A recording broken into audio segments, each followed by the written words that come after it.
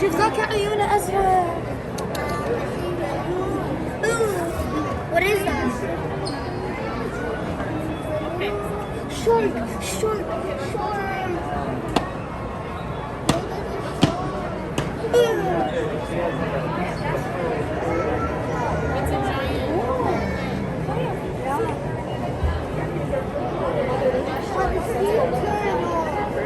نشوف على الشاركس.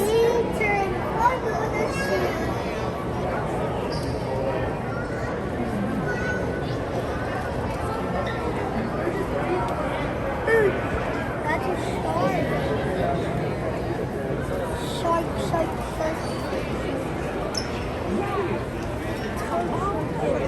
What's it called? سبحان الله أنواع. شوف هذا. Look at that big shark. Okay, we're good. That's good. Okay.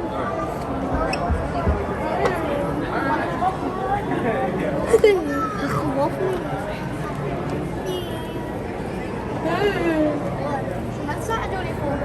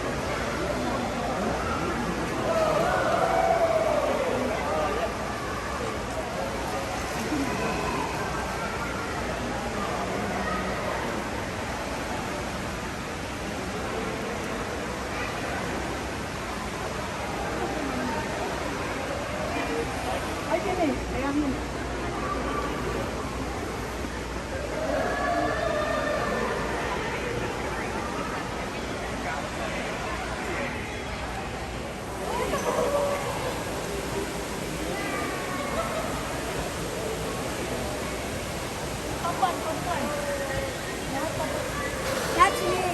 That's me. That's it.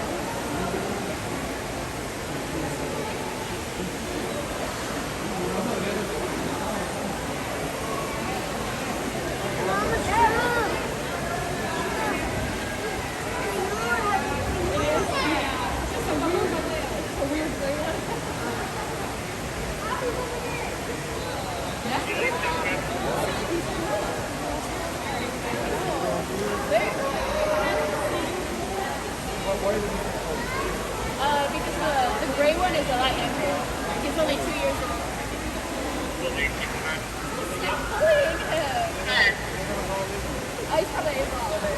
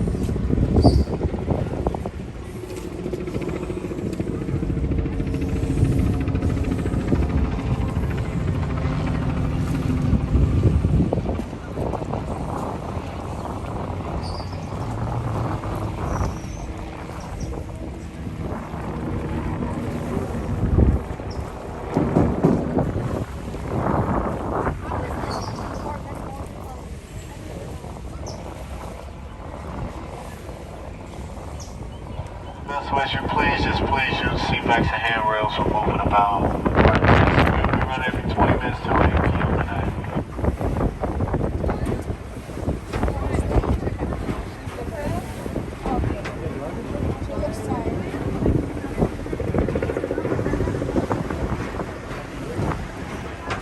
Fajny wiaterek. Najwyższy ten nocny konek to jest 7.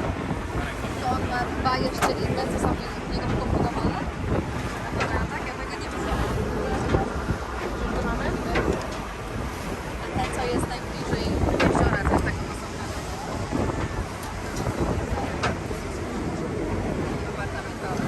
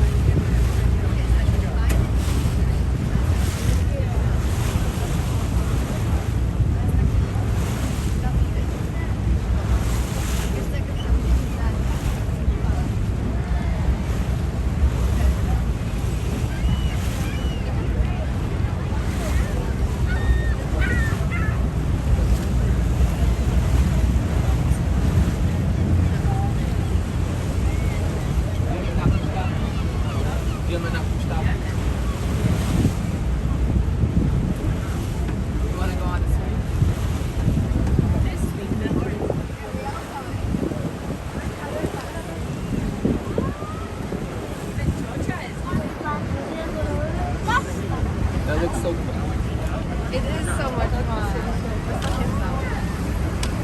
Questa casa di qua. Ah, ce l'ha fatta.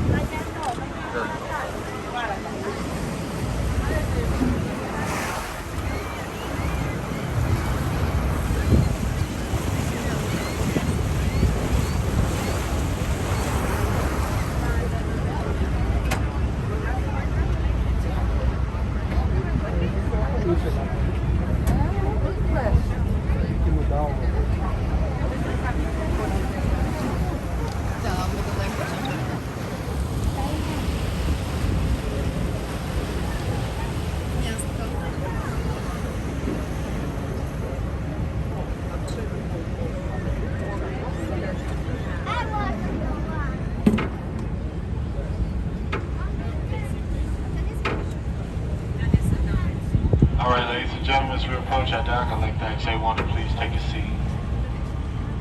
This is Navy Pier. If you're continuing on to Michigan Avenue, 200 South Wacker, Classic Lake Tour, or an architectural tour, Navy Pier is also your exit. Although I can neither confirm nor deny any of this information, I will tell you, just as John Hughes wrote a love letter to Chicago through the eyes of a teenager, I'd like to do the same. So I guess this is kind of my love letter to Chicago through the eyes of me, a teenager. So let us go right here now, and let's explore what makes Chicago such a great city. I do want to mention, the bad news is this is not Lollapalooza, so check your tickets. Make sure, I know it's confusing, okay? 75-minute architectural tour, big concert. I get the two mixed up as well, but this is in fact the 75-minute architectural tour, so check your tickets, just double check there. I want to point out our Chicago flag there. It's to the right of the Illinois flag. It has 4 red stars in the middle of 2 blue stripes. Keep that in mind. I'm going to be referencing certain aspects of this flag throughout our tour today to help give you a better understanding of how Chicago has evolved over time. So again, the 4 red stars, 2 blue stripes, keep that in mind. I'm going to be bringing that up again to help you understand how Chicago has evolved. By the end of today's tour, you're going to be an expert on that white, light blue, and red flag. All right, we're about to head under the DuSable Lakeshore Drive Bridge. As we come on from under this bridge, the curtain will rise on Chicago's magnificent skyline. It's quite the sight to see. So I want to hop off the mic for a few seconds here, let you experience this. I'll be back on the mic in just a few seconds. We'll dive into some architecture.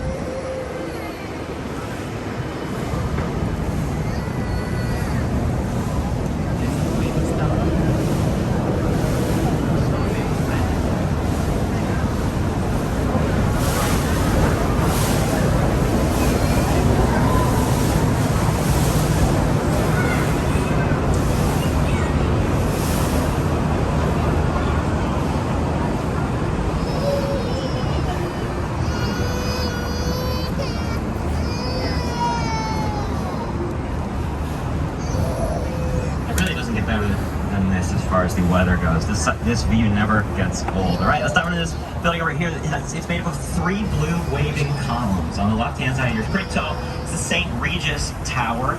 It's actually one of the newer additions to our Chicago skyline, completed in 2020. It's the 3rd tallest building on our Chicago skyline, but more importantly, it's actually the tallest building in the world designed by a female architect. Her name is Jeannie Gang. Yeah, her name is Jeannie Gang. She's the chief architect at Studio Gang. And we'll talk about one of their projects, Studio Gang's projects, in just a minute here. St. Regis Towers mixed-use hotel and residential. It's home to the luxurious St. Regis Hotel, as well as some of the tallest and priciest condominiums here in our city. If you look at that second column, the middle one, all the way at the top 2 floors of the second column sold as a penthouse during the construction of this building for $18.5 million. That is the 5th most expensive home sale in Chicago's history, but it's just pocket change to me. If you look at the tallest column, all the way on the right there, almost all the way at the top, I know the sun's up kind of there, but you'll see 2 floors that look a lot wider and a lot more open than the rest of the floors. That's the 83rd and 84th floor, and they're what we call blow-through floors. So the architects and engineers have to come up with creative ways to offset the movement of their building in high winds. When you're building super tall, you got to take into account the wind will push your building in any which direction. This movement of the building in high winds is also known as drift. Today we're going to talk about 3 ways how architects and engineers offset the drift of their buildings in high winds. The first way are those blow-through floors. The idea is, instead of the wind hitting the back of the building and pushing it in one direction, it blows straight through the 83rd and 84th floor to offset the movement or drift of the building. That's Aqua Tower, or not Aqua Tower, sorry, St. Regis Tower 2020. Aqua Tower is coming up over on the right-hand side. It's in the back row of buildings here. It has white curving balconies. These balconies make it look as though there's a wave of water cascading down the side of the building. Again, this building is aptly named Aqua Tower, also designed by Studio Gang in 2010. This is a great example of why Studio Gang is so well known for the idealistic community building they do in all of their projects. Each one of those balconies is geometrically unique. No two are the same. This helps chop the wind up, making a more desirable temperature inside. But also those balconies are strategically placed so that I can walk out onto my balcony in Aqua Tower. I can see my upstairs neighbor on their balcony and my downstairs neighbor on their balcony. So this is how Studio Gang likes to bring communities together. In the spring and in the fall, to allow sailboats to go either from storage to the lake in the spring or from the lake back to storage in the fall. Our masts are too tall to clear the bridges when they're down. Alright, come up here on the right-hand side, this white building with a clock tower up on top. This is the Wrigley Building, commissioned by the same family behind the chewing gum fortune in the stadium the Chicago Cubs play in. The Wrigley Building was constructed in 2 fell swoops to be the Wrigley Candy Company's headquarters. The building on the left-hand side with that clock tower, completed in 1921. The building to the right of that was a bridge in the middle, completed in 1924. The Wrigley Building's designed in a style of architecture called Spanish Revivalist style. Revivalist style architecture it's meant to honor and elevate old eras or times. So it's meant to breathe new life into ancient eras or cultures in order to honor and elevate them. So there was a movement to professionalize architecture here in Chicago after the Great Chicago Fire of 1871. They were building big, but they weren't really building safe. So they looked at European architectural textbooks, which featured classic works of European architecture, and they kind of copy and pasted them right here into our city. The Wrigley Building is Spanish Revivalist. So what I was talking about, that's European Revivalist. Spanish Revivalist is an offshoot of that. The Wrigley Building surfaced in over 250,000 glazed terracotta tiles, so fragile they have to be hand washed once a year. The tiles start dark at the bottom, get lighter as you go towards the top to kind of make an optical illusion, guide your eye towards that clock tower all the way up on top. That's the Wrigley Building. All right, we're headed towards the DuSable Bridge, named after the founder of our city, Jean-Baptiste DuSable, a Haitian immigrant who came to Chicago. The height of the roof of the Wrigley Building we were just talking about. That second patio setback matches the height of Mather Tower. That's this spaceship-shaped looking building over on the left-hand side of the river. That third patio setback matches the height of the AMA Plaza building. That's this black box building. Its corners kind of peeking out from behind the hotel and tower. Trump International Hotel and Tower was completed in 2009, designed by a world-famous architect with his roots right here in Chicago, man by the name of Adrian Smith. We call Adrian Smith the tallest architect in the world, not because of his height, but because he designs some of the tallest buildings in the world, including the Burj Khalifa in Dubai, the tallest building on the planet, both completed in 2009. Coming up behind the hotel and tower, we have this black box building here. That's the AMA Plaza building. It stands for American Medical Association. And this black box building was designed by an architect named Ludwig Mies van der Rohe. Mies van der Rohe is considered the father of American modernism. Modern style architecture is marked by a paring down of design details. Mies van der Rohe couldn't understand why you'd want to cover the skeletal structure of a building with exterior decorative elements. He's known for saying the beauty of a building lies within the precision of its engineering. Black box modernism is all about no frills, just the exposed steel structure of a building. Keep that in mind, we're going to be seeing a lot more of that today. Alright, eyes up cameras, we're going to see 2 of the most heavily photographed structures here on the Chicago skyline. The twin four-cog-shaped towers of Marina City, completed in the mid-1960s. These towers were actually constructed as a ploy to draw residents back to the central business district or loop area of Chicago. We call it the loop for the shape of public transit trains make right around this area. No one was really living in the loop in the late 1950s, early 1960s, so the architect wanted to offer all the resources of an entire community within one single complex. Up on top, you got housing. It takes the form of pie-shaped apartments or condominiums. Down below, there's parking. Inside, there's a restaurant, a movie theater, office space, dry cleaner, and even a place to park your yacht on the marina down below. The architect of Marina City, a student of Mies van der Rohe, a man by the name of Bertrand Goldberg, it was his idea to offer all the resources of an entire community all within one single complex. Everything you need all in one place, like a city within a city. It was very successful in drawing residents back to the central business district or loop area of Chicago. It's Marina City. All right, Top on the left-hand side here, you'll see our Riverwalk. The Riverwalk is a project many years in the making. They brought on the Riverwalk in the 1990s, and it opened to the public about 6 years ago. Every section of the Riverwalk has its own unique design, style, personality, and function. You can see the Riverwalk's very popular among visitors and residents.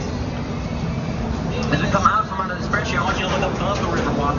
We're going to start to see a building with granite pillars that go up to a pitched roof. Also, it has these reflective glass windows. Granite pillars that go up to a pitched roof up on top, and these reflective glass windows. This is 77 West Wacker. It's one of the only buildings on our tour today designed by an international architect, designed by a man named Ricardo Bofield. He designed this building in a style called neoclassical. Neoclassical architecture harps on ancient design motifs like that 30-degree pitched roof all the way up on top. You see that on top of Greek temple. Adds in contemporary elements like that those reflective glass windows to create neoclassical. That's new plus classic. 77 West Wacker, Ricardo Bofield. All right, next building we're going to take a look at is this brick building coming up on the right-hand side. It's the Reed Murdoch building, completed in 1914 by architect George C. Nimmons. It's designed in a style of architecture that actually originates from right here on the Illinois prairie. It's called prairie style. Made famous by an architect that might sound familiar, Frank Lloyd Wright. Although this is not a Frank Lloyd Wright, it's a great example of some prairie-style architectural design elements, which include horizontal lines, a solid construction, and integration into the building's natural landscape. I want you to count the bays of windows on the left and right-hand side of this building, because on the left-hand side we have 1, 2, 3, 4, 5. On the right-hand side there's 1, 2, 3, 4, 5, 6. This building is asymmetrical, but it wasn't originally constructed like that. They actually wanted to expand LaSalle Street coming up here. They wanted to make it wider, but the Reed Murdoch building was in the way, so they shaved off one bay of windows, closed up the western face to match, and expanded LaSalle Street and made it wider. The Reed Murdoch building has worn many hats during its time. It started as a wholesale grocery warehouse, then it was a makeshift hospital, then for many, many years it was a traffic court. Now it's home to the Encyclopedia Britannica Company. The Encyclopedia Britannica Company is still around, which might just be the most surprising fact on our tour today. Alright, next one we're going to take a look at, coming up on the right-hand side, is big limestone structure.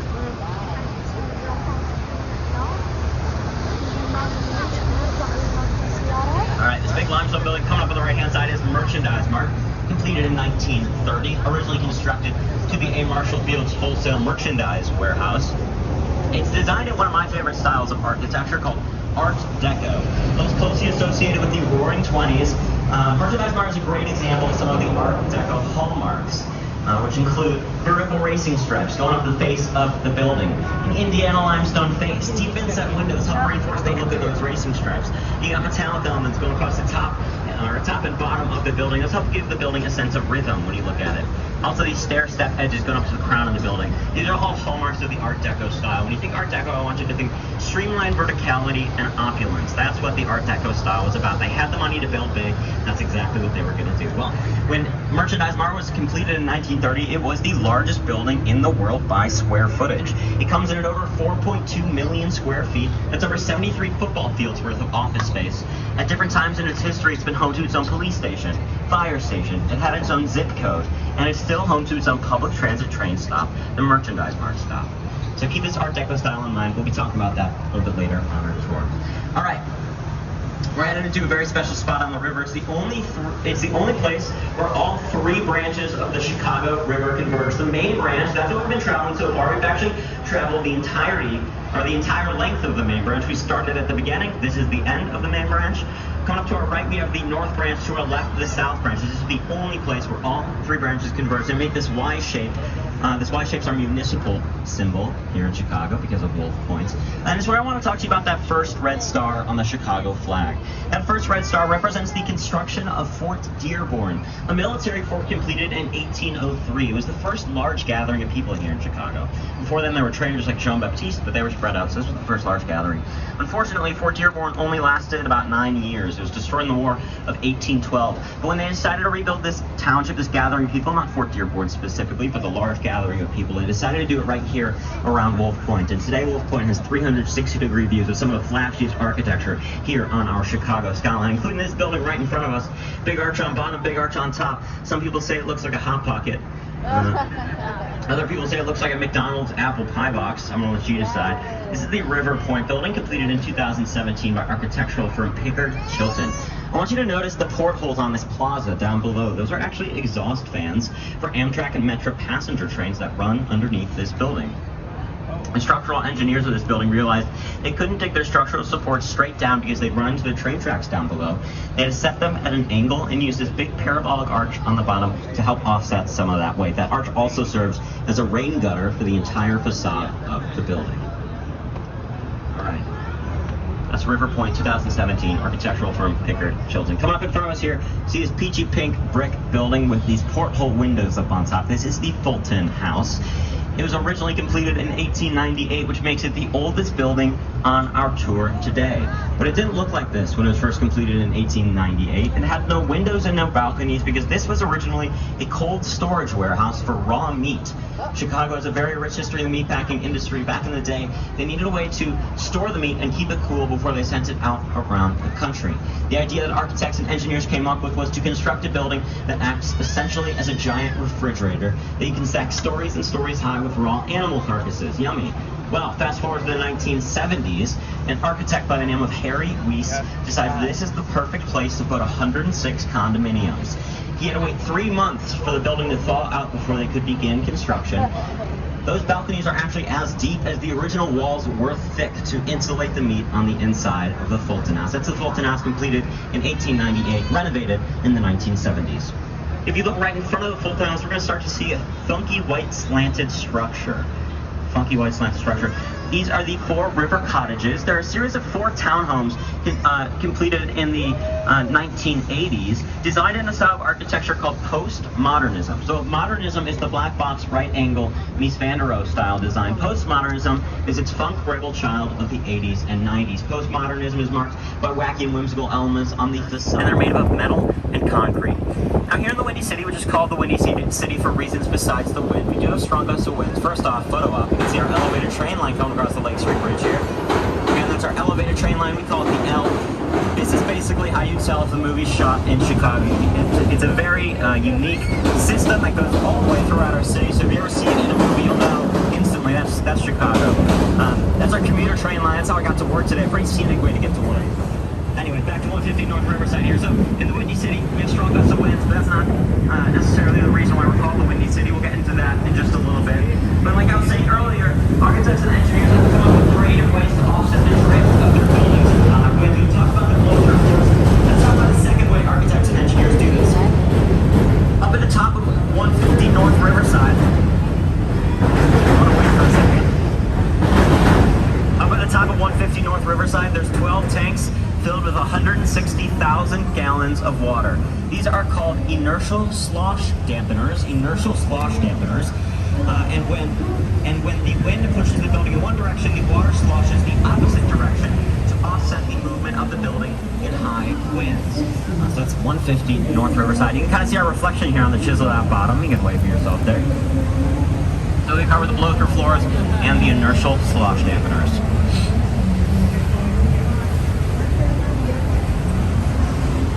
All right, come up in front of us here. On the right-hand side, we'll see the Boeing building. Got a big Boeing logo up on top, clock above that. This building was actually originally constructed in 1990 to be the Morton Salt Company's headquarters. The Morton Salt Company has since moved in to the Hot Pocket-shaped building back in Wolf Point, but maybe the wackiest element still remains from the Morton Salt days. If you look at the top left corner of this building, you're going to start to see a panel with 6 holes. It's a panel with 6 holes. We'll get a better look at it coming out from underneath the Randolph Street Bridge.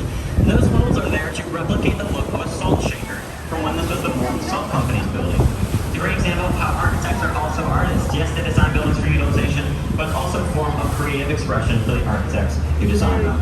That is the Boeing building. It used to be the Morton Salt Company's building. We're headed into an area of the river known as Art Deco Canyon. It's called Art Deco Canyon because we're going to be sandwiched by 2 beautiful works of Art Deco architecture. On the left-hand side, the Civic Opera Building. On the right-hand side, 2 North Riverside Plaza. Both these buildings completed in 1929. Both of these buildings are great examples of the Art Deco style. This way down the river, we're going to focus on 2 North Riverside Plaza. You got the limestone face, the vertical racing stripes, classic Art Deco. Again, they had the money to build big, and you can tell that's exactly what they were going to do. Well, 2 North Riverside Plaza was actually the first building constructed facing the Chicago River. Back in the day, the water of the Chicago River was dirty, stinky, polluted. There was no recreational boaters. No one wanted anything to do with the Chicago River. So buildings like the Civic Opera Building were constructed with their backs facing the river. Well, Hollenberg and Roche, the architects in charge of the design of 2 North Riverside Plaza, they were the first ones to predict that one day we'd get our act together, clean up the water of the Chicago River, and turn it into the recreational hotspot that it is today. And they were right. The favorite part about this building is the green ivy kind of growing across the bottom left-hand corner and on the plaza down below. All right, coming up on the right-hand side, we're going to see a series of 4 buildings constructed in chronological order that tell the tale of how architecture has evolved, not just in Chicago, but throughout the entire United States over time. How do we go from the opulence and optimism of the 1920s and 30s to the modernism and minimalism of the 50s and 60s with that black box modernism? Well, the answer lies in what was happening to our economy in 1929. There was a full stock market crash, an ensuing economic meltdown, and a swift entrance into World War II shortly thereafter. There was a huge gap in architecture. In fact, there were almost no commercial office buildings constructed throughout the entire United States from the year 1930 to the year 1957. There are a few exceptions, one being the Empire State Building. Largely, there was this big gap in commercial architecture. When they finally did return their attention and resources back to construction, architects had to rearrange their priorities. These are children of the Depression. They're thrifty and frugal. They want to get the buildings up as quickly and as cost-effectively as possible, and the modernist black box building was the vessel for that train of thought. They weren't as concerned with the exterior decorative elements as they were concerned with the business and innovation that was happening on the inside of these buildings. These twin black box buildings are Gateway Centers 1 and 2 from the 1960s. Gateway Centers 1 and 2 from the 1960s. As we float on into the 1970s, a series of social and economic changes inspires us to let our hair down just a little bit, start considering certain aesthetic design elements at different steps of the design process. They want to spice things up a little bit in the 1970s.